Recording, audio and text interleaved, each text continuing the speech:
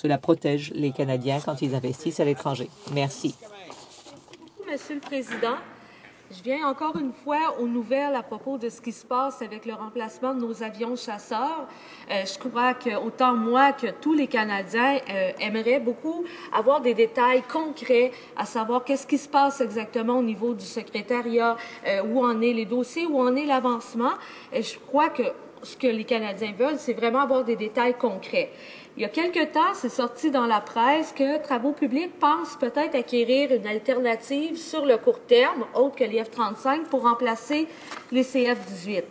Je pense que le gouvernement se rend en fin compte qu'il y a effectivement des retards, des problèmes majeurs dans la production de l'appareil et qu'il va peut-être falloir prendre des actions maintenant pour ne pas se retrouver avec une flotte trop vieille pour voler d'ici quelques années sans remplacement à l'horizon. Ça devient de plus en plus critique dans ce cas-ci.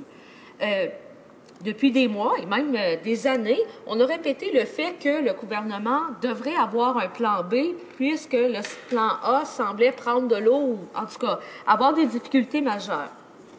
Il y a plusieurs pays participants qui se sont retirés du programme, d'autres ont mis sur pause leur stratégie d'achat militaire, d'autres ont revu leurs commandes à la baisse pour s'adapter aux nouveaux coûts de production. Et le gouvernement faisait semblant encore que tout était beau et l'affirmait ouvertement et sans honte dans cette Chambre. Depuis plusieurs mois, le programme est vraiment devenu une farce. Lorsque mes collègues et moi-même affirmaient que ce programme était un fiasco, voici ce que le ministre me répondait. La députée est incapable d'aller de la désinformation et des déclarations trompeuses concernant les avantages que le programme des F-35 offre au Canada. Désinformation, déclarations trompeuses. Et toutes les déclarations du ministre sur les F-35 du gouvernement à ce sujet sont avérées après coup être de la désinformation. Personne du côté du gouvernement ne s'est jamais excusé d'avoir trompé les Canadiens, d'avoir trompé cette Chambre. Depuis maintenant plus de 6 ans, les conservateurs nous ont montré étape par étape ou point par point ce qu'il ne faut pas faire en matière d'acquisition militaire. Ils n'ont pas procédé à un appel d'offres pour les F-35. Ils n'ont offert aucune garantie formelle de retombées industrielles, ni aucune garantie formelle d'emploi. Ils ont caché le dépassement de 10 milliards de dollars de l'enveloppe totale des coûts. Et surtout, c'est que personne n'a encore assumé la responsabilité. Le rapport de KPMG déposé en décembre a mis en évidence la mauvaise gestion des conservateurs, tout comme l'avait fait précédemment le directeur parlementaire du budget, le vérificateur général et le NPD qui s'est levé pendant des mois et des mois. Pourtant, il n'y a pas si longtemps, le ministre de la Défense nationale insistait pour dire que le coût total pour l'acquisition des F-35 serait de 9 milliards de dollars. Ceux qui disaient le contraire faisaient qu'inventer des chiffres. Ils disaient aussi que nous n'avions pas besoin de procéder à un appel d'offres car le F-35 était le seul avion possible pour donner le meilleur équipement à nos troupes. Maintenant, on sait que les coûts des F-35 ont explosé et les conservateurs n'ont pas de plan B parce qu'ils avaient choisi un fournisseur unique. On sait aussi que chacune des déclarations des conservateurs faites sur les F-35 étaient trompeuses et étaient erronées. Donc, ma question est simple. Combien de désinformations, de déclarations erronées, de livres de comptes internes restent-ils encore dans les tiroirs des deux ministères en charge de l'affaire? Et également, Monsieur le Président, j'aimerais savoir si le secrétaire parlementaire est capable de nous fournir des détails vraiment concret de l'avancement des travaux du secrétariat. Est-ce qu'ils ont été visités des usines récemment? Est-ce qu'il y a eu des discussions avec les alternatives? Donc, s'ils pourraient nous donner vraiment des détails concrets, je suis sûre que tous les Canadiens seraient vraiment heureux de les savoir. La secrétaire parlementaire du ministre de la Défense nationale. Merci, Monsieur le Président. Et je pense que mon honorable collègue sait très bien qu'on ne la tromperait jamais. Donc, tout ce que j'ai à dire ce soir reflète la réalité, la vérité de ce qu'on fait pour remplacer la flotte de CF-18 de l'aviation royale canadienne. Et l'histoire, qui est déjà très connue un peu partout dans le pays, la nouvelle histoire de ce programme de remplacement commence au printemps 2012, avec le rapport du vérificateur général qui gave a detailed report. It's been discussed in this place. On a beaucoup discuté de ce rapport. Il y soulignait particulièrement le nécessité de calculer le coût des F-18 sur la totalité du cycle de vie, ce qui ne s'était pas fait jusqu'à présent. Mais nous avons accepté immédiatement la recommandation. Nous avons adopté un plan en 7 points pour mettre en pratique cette recommandation, mais un plan qui remettait à zéro le programme. Le programme n'a pas vraiment commencé.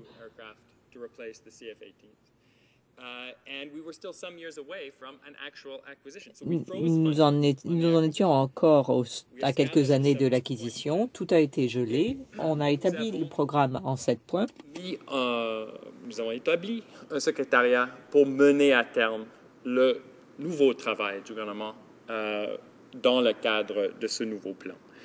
Et ce n'est pas un secrétariat quelconque avec quelques employés. C'est un comité dirigé par plusieurs ministres, mais avec un comité de gouvernance qui est entre les mains de sous-ministres de grande réputation de la fonction publique du Canada et qui ressemble jusqu'à un certain point au secrétariat qui a mené à terme le programme très réussi pour remplacer nos navires militaires.